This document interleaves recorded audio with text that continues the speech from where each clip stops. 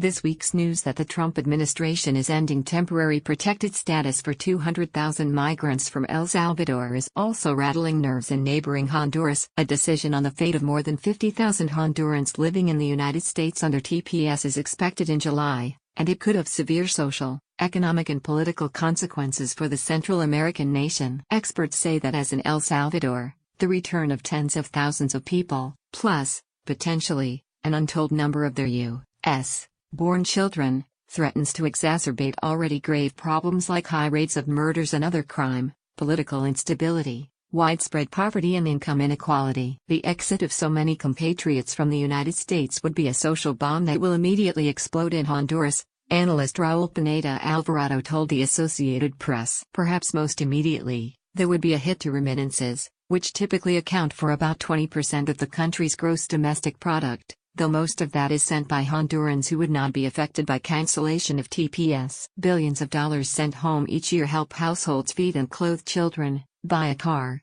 build a modest home and keep the lights on. Those expenditures then filter out into the broader economy. Olga Martinez, a 42-year-old cleaning worker in Tegucigalpa, relies on the $150 a month she receives from two sons who are in the United States under the TPS program. It's a significant sum in one of the hemisphere's most impoverished countries, where about 65% of the population is poor and many make do on the equivalent of $1 or $2 a day. If I don't have that money, I don't know what I will do, Martinez said.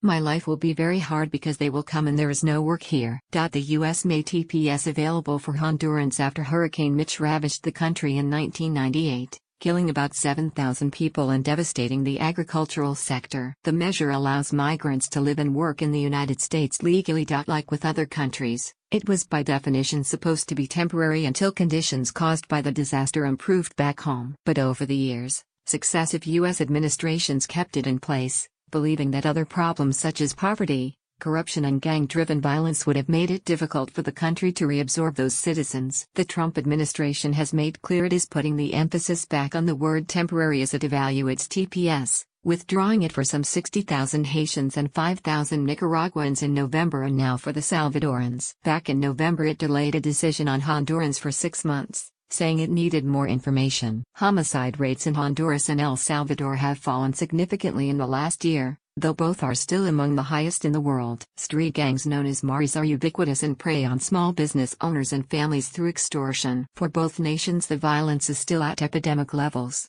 said Christine Wade, a professor of political science and international studies at Washington College in Maryland. So you would basically be returning people to highly insecure countries.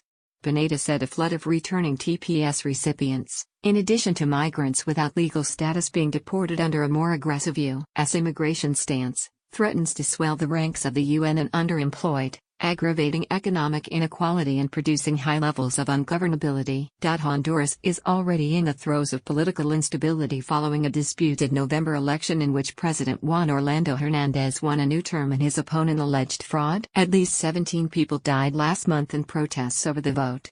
Considering how they operated the last election, I don't think there's any evidence whatsoever that the government there can manage the return of 50,000 or 60,000 Honduran nationals and thousands perhaps of their relatives anytime soon, said Michael Allison, a professor of political science at the University of Scranton in Pennsylvania. The country and the political and economic conditions are worse there today than in 1998 when Mitch struck. Even Honduras' school system could be sorely tested by an influx of children unaccustomed to learning in a Spanish language setting, with scarce resources available to accommodate their needs. Allison said he expects not all 50,000 Honduran TPS recipients would return, with some likely remaining illegally and living on the margins of society, others making for Canada or another country and still others seeking residency through marriage or employer sponsorship. But Hernandez's government clearly sees the El Salvador decision as a harbinger and is bracing for impact. We Hondurans were given the opportunity of 6 more months for a decision to be made, and the Salvadorans were not, Hernandez said Monday. Nevertheless, we must begin preparing for the eventuality that our compatriots would have to return.